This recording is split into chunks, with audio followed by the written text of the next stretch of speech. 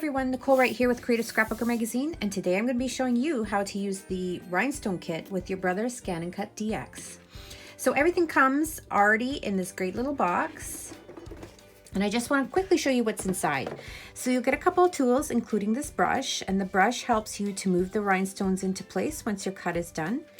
A little grabbing tool, a selection of rhinestones, your rhinestone card to activate the rhinestone feature. You'll also get in here an explanation of all the supplies that you get, including the size of the rhinestones. And then you'll also get with it your different matte, transfer paper, and then your cutting fabric. So this is the fabric that you use to cut the rhinestones, your transfer, which you can reuse any of these cuts, and then the mat to bring all the rhinestones together. So I'm going to show you how all of this works.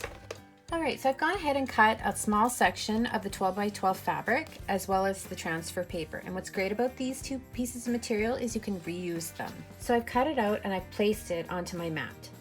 Now I'm ready to retrieve the file that I made. So you just go into Retrieve Data and then you select the Wi-Fi. So there's my simple cut I made. Because I'm Canadian, I like to say A. So we want to scan the piece of fabric. So we're just going to scan. So now that my fabric's all been scanned in, I can move my cuts down to the fabric. So that's really black and I want to be able to see it. So I'm going to change it to more of a grayscale. And now you can see it's light, so you can drag your image down. Now you're ready to cut. So we're going to select and we want to cut. But we don't want to cut all the way through, so we're going to do a test. Because the fabric is thicker and we don't want to go all the way through the plastic bottom, we're going to cut half and select on.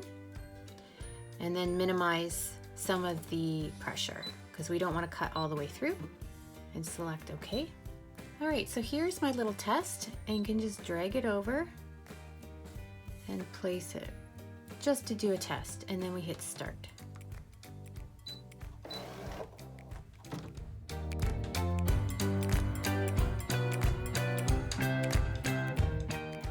Alright, now that the cut is done, we're just going to peel it off and remove all the circles. Now that I have all my holes punched out, I'm ready to add the rhinestones. So this is when you grab that white mat and you use the glossy side. You peel off the backing, stick it right down, and then you take your rhinestones and dump them right on top.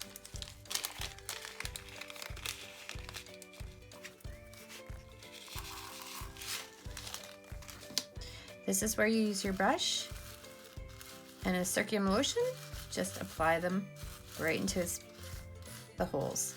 Now you're ready to use your transfer paper, so you just peel it back and gently place it over top to catch all those rhinestones. And now you're ready to iron it onto your piece of fabric. So I have my shirt in place and I have my rhinestones, and you just want to remove it from the backing and hold on to it because you can reuse this in another time, and then just place it wherever you want it to be. So for this next step, you're going to iron it into place, and you just want to set the iron onto cotton setting and then layer a piece of fabric over top. For this, I'm just going to use the bottom of my shirt. Once that's cooled, you can then remove the transfer tape, and there you go, the finished product. This was a simple introduction to using your rhinestone kit. It took no time at all, and I really love all the fun little bling. Thanks so much for watching. Make sure to follow Creative Scrapbooker Magazine on YouTube and subscribe to their magazine. Have a great day.